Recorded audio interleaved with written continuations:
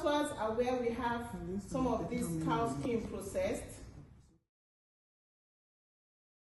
In as much as our government, we always say, okay, talk about what they do, everybody knows about Nigeria, but that doesn't mean that they are all bad also. In South Africa, simply because most black South Africans actually work in farmers, and then as a result they learn to speak the language of, if I may say, their masters or their bosses. Because we know that the healthcare system is a complex system that comprises of the giving services to the professionals and medical services to the individuals as well. Then we talked about contamination in our vegetables with the soil and the waste from the oil and so forth. So we need digital leadership, and we need to manage our security within our environment. Then the best practices we all can take back to our respective organizations so that we can be able to move it into call to action and be able to act and solve problems. Because it's truthfully on us. If we don't reach back to our own communities, then who will? So I make it my own point to, continue to grow and develop and teach and mentor the people that are in my community and showing them that education is important, knowledge is power, and if you are able to lead the mind of the communities, then you can really lead the mind of change. I'm speaking solely about Africa. I was requested to tutor an African family, and what I found was a different culture. From my own perspective, and most general perspective, education can help solve problems of leadership. Looking at education, what education is, like getting knowledge.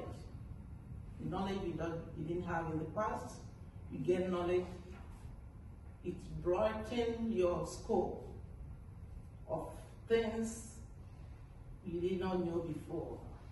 And when you get that knowledge, you should be able to make use of that knowledge.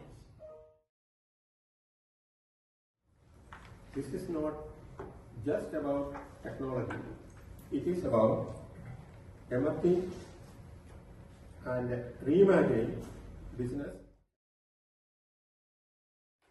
It was Andrew Carnegie, a famous industrialist of the 19th century, who was known to have built one of the most powerful and successful corporations in the United States, who said, take away my steel, take away my factories, take away my money, also strip me of all the assets that I have, but give me my key people.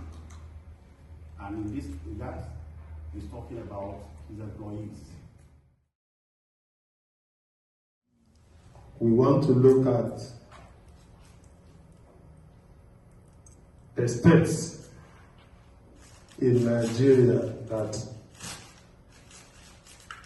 are worse hit by this pollution from oil exploration. In today's rapidly evolving educational landscape, the use of artificial intelligence is imperative for the enhancement of innovative leadership. Domestic terrorism that has evolved include varying and often non-conventional targets, involves participants who may not fit the profile of being a terrorist, or may include participants who may act alone but are driven by the propaganda of domestic or international origin. And it's that stigmatization that we're going to be talking about today, because experiencing gender racism is known as a global psychological stressor. So that means it's found to be related to having greater symptoms of anxiety, depression, binge eating, and other psychologically distressing symptoms among Black women. In so many ways, it says on the slide, respects, adequate knowledge of competitive environment.